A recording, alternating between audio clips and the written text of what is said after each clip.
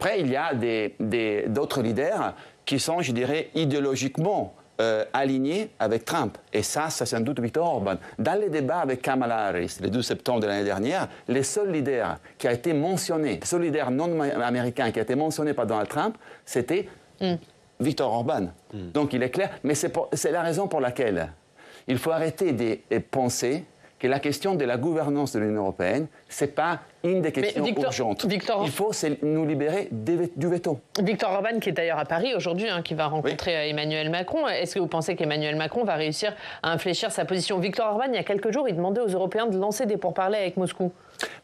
J'espère que le président de la République aura la capacité de convaincre Viktor Orban, et j'espère que demain, il y aura l'unité et pas la division au Conseil européen. Mais je crois qu'en tout cas, les pays qui veulent aller de l'avant doivent le faire, et doivent le faire, j'insiste, en restant dans les cadres de l'Union européenne.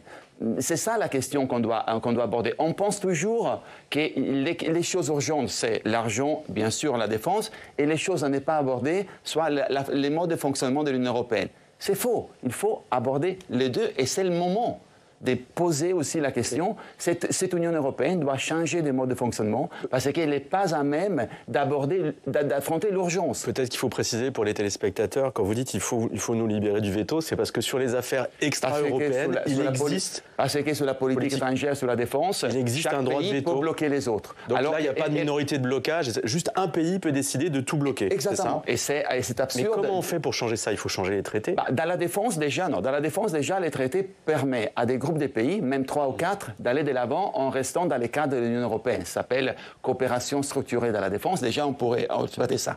Après, il y a des clauses qui peuvent nous permettre de décider à la majorité dans la politique étrangère. Ce sont des clauses qu'il faut activer à l'unanimité. Mais donc, on revient au point de départ. Mais dans la défense de la sécurité, on peut créer des avant-gardes. Après, si vous me demandez, vu les changements du monde, vu le fait que la guerre est de retour dans le continent européen, vu le fait qu'on s'engage sur un projet d'unification continentale, si vous me demandez, est-ce que vous croyez que l'unification continentale soit possible sans réviser les traités? Non.